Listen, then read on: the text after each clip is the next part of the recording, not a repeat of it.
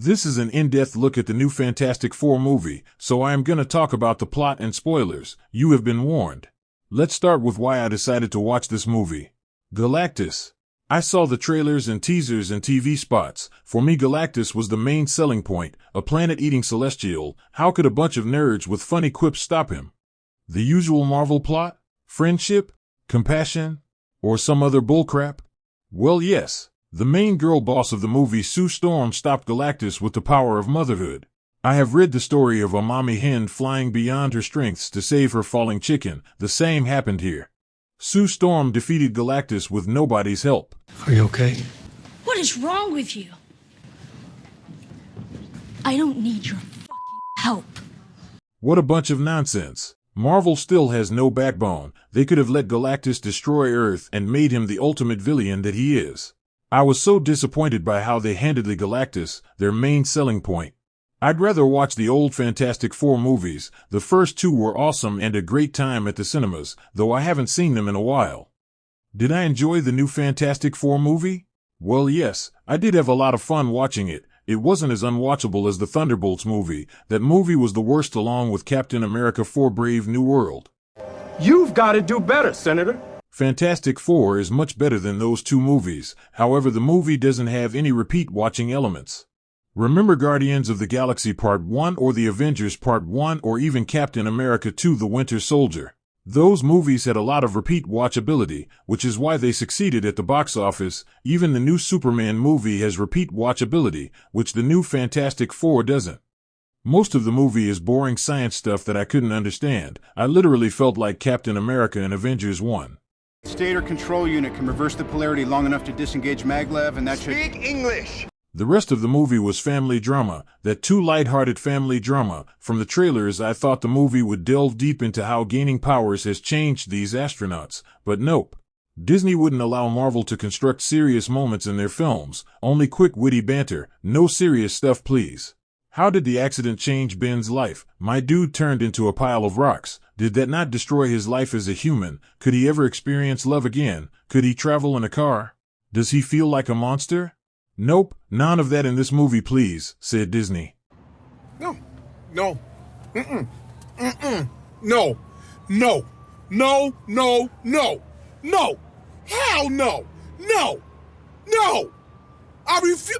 The movie starts about 4 years after the accident, where the four members gain superpowers. All that is shown through montages. We jump directly at the middle of the movie where the four have accepted their powers and have come to terms with them.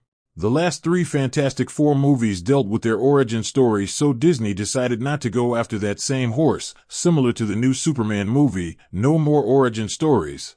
Most of the good stuff, all the superheroing and saving people, was shown as montages. Actually, I would have liked to watch that movie instead. That looked like a better movie than this garbage. So at the very beginning we get to know that Sue is pregnant and Reed is worried about the baby's safety. Reed throughout the movie is worried about everything. He's worried about his family, and as a lead scientist he's worried about Earth's safety, similar to Tony Stark in the Avengers movies. Remember when Tony made Ultron to keep the world safe? Reed is the very same in this movie. An intelligent billionaire good guy who's worried about his family and the world's safety. I wouldn't be surprised if this new Reed Richards dies in the next Avengers movie, Doomsday. Probably not supposed to ask this kind of thing, but in the future, do I make it? No. Next we meet Silver Surfer, who is a girl now. There aren't that many female characters in this movie, so I didn't mind Surfer being a woman. So Surfer comes to USA, Times Square in New York, to herald Galactus's arrival. If you think about this logically, it doesn't make any sense. Why would Galactus send anybody at all to warn a population of intelligent beings that he's about to eat their planet? Wouldn't that intelligent population fight back? Wouldn't their scientific minds prepare for his arrival? If Galactus is an important and based on his ship and toys, he's definitely a celestial with deep scientific knowledge, so why does he even need Surfer? That makes no sense. And why did the Surfer go to USA? Why not China? Or Egypt? That makes no sense either. Anyway, since the Fantastic Four are like this world's Avengers, the governments and people are waiting for them to stop Galactus. The first hour of Fantastic Four movie established them as Earth's greatest protectors and leading minds, so yes, the world looking up to them to protect the planet. That felt right. Donald Trump, if you can hear us, please, Donald Trump, please save me. Please save me, Donald Trump, please.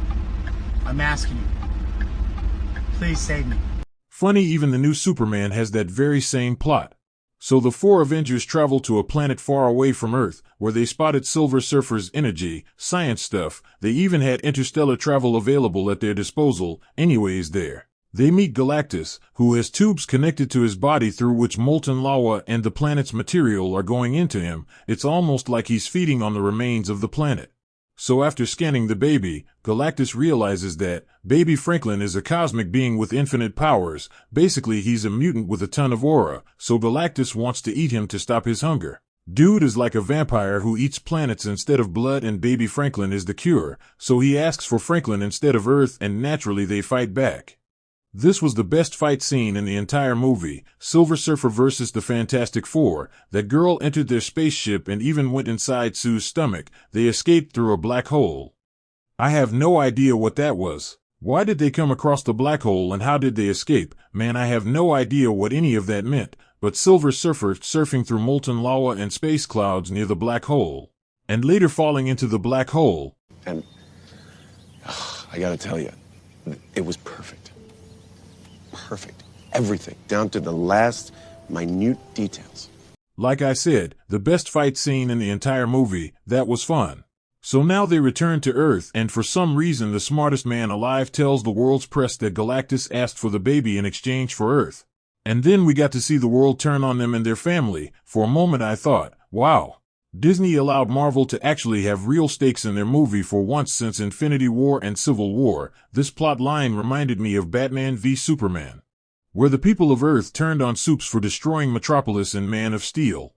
But boy was I being stupid. You see, all that drama ends because Sue Storm makes a speech about family and love. Well done, Marvel. Good job. This was the same as Black Captain America calming down Red Hulk. That's a pile of garbage.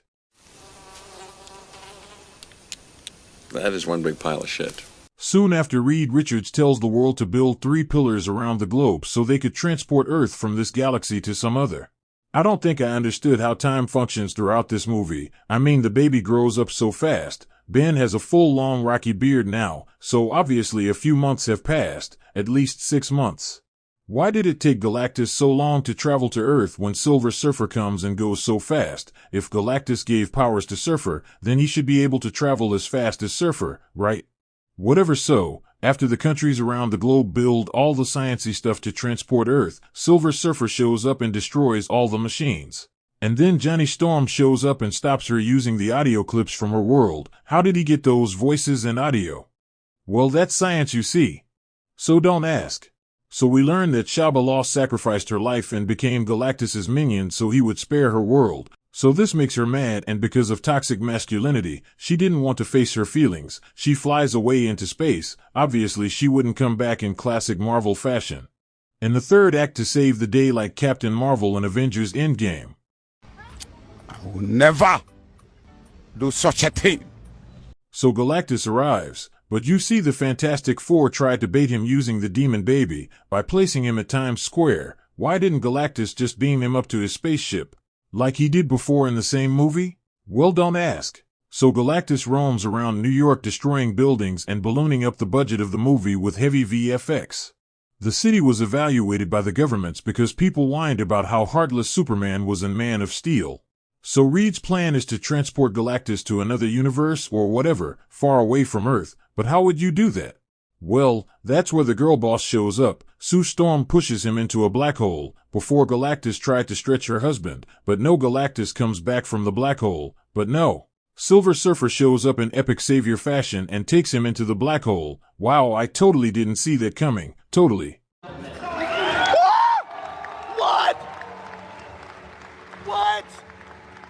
So that's it. That's the new Fantastic Four movie. Well, in the Thunderbolts end credits we saw Fantastic Four's spaceship. What was that all about? I am convinced that Marvel added that post-credit scene without thinking this through. The idea was to simply create hype. They had no idea how that came to be. We even got to see a glimpse of Doctor Doom in the end credit scene. Nope, didn't show Robert Downey Jr. We don't know who that is. Again, Marvel did all that to create hype for Doomsday. Another advertisement for the next Avengers movie. So like I said, this was another boring MCU flick, not as worse as Thunderbolts. That movie bored me to death, but still not as good as the best MCU movie, Endgame, Infinity War, The Winter Soldier, or even Guardians Part 1. The action scenes were good, but the stakes weren't high enough. We knew the Fantastic Four would win this battle. Oh, did I forget to tell you Sue Storm died at the end? And for a moment I thought, good job, now that's some real stakes. That reminded me when Wanda asked Jim Halpert whether his children's mother was still alive. Please. I have children of my own. I understand your pain. Is their mother still alive? Yes. Good. There will be someone left to raise them.